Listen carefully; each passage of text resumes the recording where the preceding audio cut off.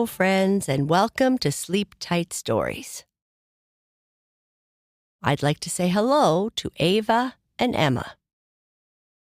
Hello to Daisy from Sydney, Australia, who is 9 years old. Hello to Ruby May. Hello to Gemma, who lives in East Vancouver, Washington. Hello to Ray Lai from Heber, USA. Hello to Eva. Hello to Aubrey, who is 9. Hello to Addie. And hello to Hudson, Nolan, and Evelyn. I'd like to say a happy belated birthday to Olivia Tully from Waukesha, Wisconsin, who had a birthday January 25th. Happy belated birthday to Lena from Hong Kong, who turned 3 on January 28th. Happy belated birthday to Claire, who turned 4 on January 28th. Happy birthday to Maya, who is turning 4 on February 1st. Happy birthday to Maya from Marblehead, Massachusetts, who is turning 5 years old on February 2nd, Groundhog Day. And to her brother Avery Dog, who turns 13 years old on January 1st. Your mama enjoys this rest hour story time with both of you more than you could imagine. Happy birthday to Elliot from Montreal, who turns 7 on February 5th. And happy birthday to Sarah, who is turning 3 on February 9th, from your sisters, Lucy and Sage. Happy birthday to you all. I hope you have a wonderful day. Shoutouts and birthday wishes are one way we give thanks to our supporters. If you would like to support us and receive more bedtime entertainment like this, all ad-free, please visit our support page at sleeptightstories.org/support. Thank you.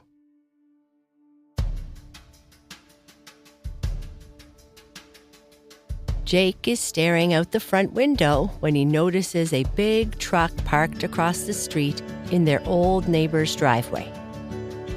He can't imagine what they could be doing there until Jennifer reminds him that Mr. MacDonald moved away, and these are probably the new neighbors. Jake keeps staring out the window and sees several things he thinks are very suspicious.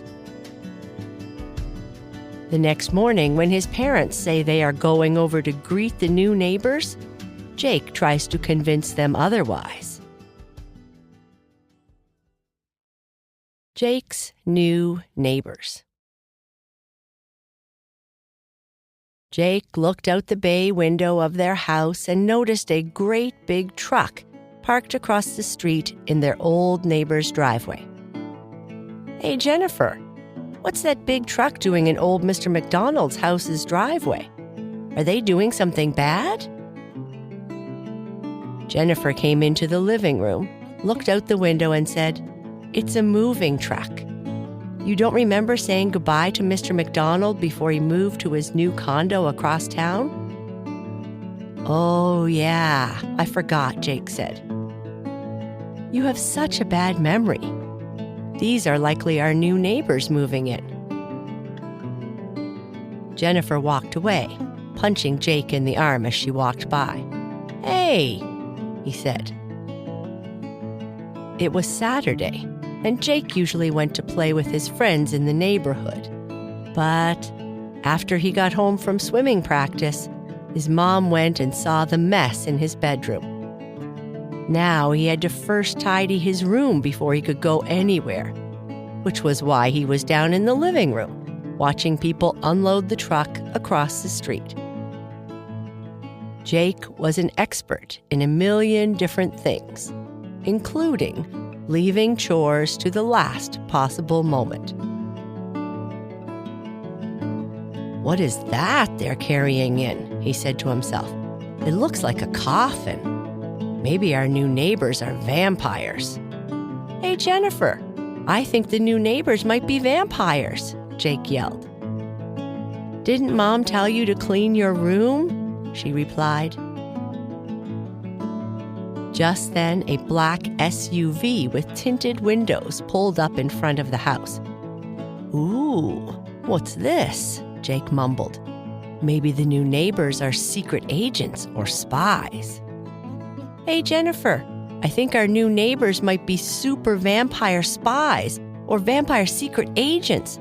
They just pulled up in a super creepy car." Jennifer returned to the living room from the kitchen where she was trying to do some homework. "Look, Stinky Head, you better get to your room and start cleaning up. Mom and Dad will be home soon from buying groceries, and if Mom sees you are procrastinating again, you might not get outside for the rest of the weekend. I'm a big boy and I can do what I want."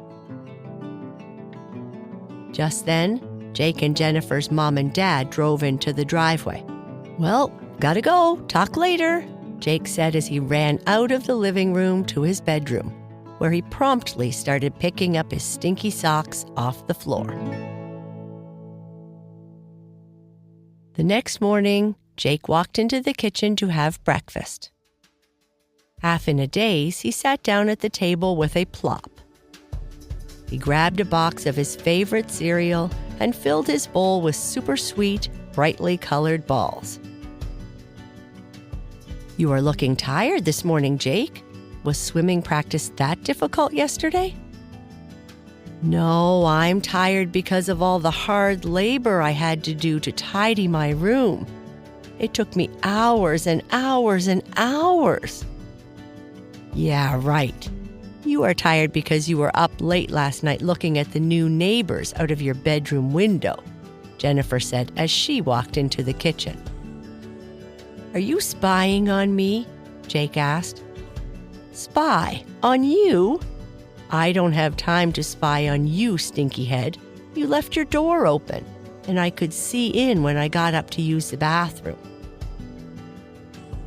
Okay, you two. Speaking of our new neighbors, we are going over to welcome them to the neighborhood later this morning. You both should come with us." "You can't go, Mom. The new neighbors seem very suspicious," Jake said. "Here we go," Jennifer said, rolling her eyes. "Okay, Jake, why do you think the new neighbors seem suspicious?" his mother asked. "Well, first, I thought they might be vampires because of the large coffin they took into their house. But then, when they pulled up in a black SUV, and only secret agents drive black SUVs, you know, I thought maybe they might be some kind of vampire secret agents," Jake said, with as much conviction as he could muster. "Oh, Jake, you certainly have an active imagination," his mom said. "That's not all, Mom. I now think they might be aliens. You see, last night I heard strange noises coming from the direction of their house, so I looked out my window and saw all these strange lights and shapes coming from one of their bedrooms." "So that means they must be aliens?" Jennifer asked. "It looks just like what I saw on that show on TV." "That's a cartoon. They make stuff up. You're such a dork," Jennifer said, laughing. "Well, their clothes look different too." "Jennifer, stop calling your brother names," their mother said. "I think we will take a chance that they are not vampires, spies, or aliens from another planet and go over and be friendly." "But Mom!" "Finish your cereal, Jake. You don't have to come. But I hear they have a young boy your age. You should be nice and introduce yourself. He might not have any friends yet, and it would be good if you had a new friend close to home. And no more watching that show on TV," she said as she gathered up the welcome basket she planned to give the new neighbors. Later that morning, Jake watched his mom, dad, and stinky sister walk across the street to say hello to the new neighbors. "Oh no, Dad is shaking their hand. Mom, too. That can't be good," he said aloud to himself. No, they are going inside their house. What if they step on a teleportation pad and are sent to their home planet? Jake paced the floor, waiting for his parents and sister to return. He looked at his watch. It's been 15 minutes already. What could they be doing for so long? He paced some more, looked at his watch, and saw it had been 20 minutes. They must have been turned into aliens too, or are on the aliens' home planet, he thought, as he finally sat on the couch. Just then, there was a knock at the door. Jake looked out the window. It was the boy from the family. Should he answer? This time the doorbell rang. Jake went to the door and said, "Hello, can I help you?" "My name is Lucas. I just moved in across the street, and your parents suggested that I come over and get you so that you could join them," he said quietly. Jake cautiously opened the door. "Hi, I'm Jake," he said with a look of suspicion. "You don't have to come over. Your parents thought you might be lonely, and my mom and your mom sent me to see if you would like to join us for pie and ice cream," Lucas said as he started to walk away. Jake wasn't sure if it was the offer of pie and ice cream or the sincerity of Lucas's request, but he said, "Sorry, just a minute. I'll come with you." They walked across the street and into the front door of Lucas's house. "Hey, geek, you decided to leave Dreamland and join us?" Jennifer said from the living room. "Jennifer," her mother said, "I'm so sorry. They tease each other constantly." "It's fine. I used to do the same thing to my younger brother when I was her age," Lucas's mother said. "Lucas, why don't you take Jake into the kitchen and you two can have some pie? I left the ice cream on the table," Lucas's mother said. They sat at the table eating their pie and ice cream in silence until Jake said quietly, "So, what brings you to Charlottetown?" "My mother got a new job here, and my father had always thought of moving to Prince Edward Island since he visited as a kid," Lucas replied. "Oh, that's cool. Where did you move from?" Jake asked as he took another bite of pie. "We lived in North York." Seeing that Jake looked confused, he added, "That's a part of Toronto." "Oh, I haven't been to Toronto before. Montreal is the farthest we have gone. My parents don't like big cities much." "So, what is there to do around here?" Lucas asked. "Not too much, really. I spend much of my free time swimming with the bluefins, hanging out, and making Lego and stuff." "I was thinking of trying out for the bluefins," Lucas said. "You swim?" "Yes, I swam with my school team, but haven't been that serious." "You certainly should try out for the bluefins. Our coach is good, and we certainly could use more swimmers," Jake said. "I'm supposed to go on Monday to try out during one of your practices." "I'm sure you would have no problem making the team," Jake said. "I also make and collect Lego. I haven't unpacked all my sets yet, and some are probably in pieces, but I could show you some of my collection." "That would be great," Jake said. Jake and Lucas spent the next hour hanging out in Lucas's room, where they discovered they had much in common. They both loved swimming, making Lego, reading the same books, and liked many of the same movies.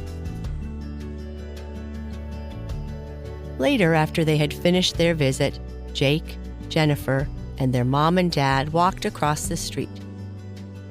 As they reached their front door, Jake's mother said, "That wasn't so bad. You shouldn't let your imagination color your opinions of others, Jake. Be open to new people, and you might make interesting friends." "Yes, Mom." "I don't know, Mom. I think I might have turned into a vampire alien from outer space," Jennifer jokingly said, as she chased Jake into his bedroom.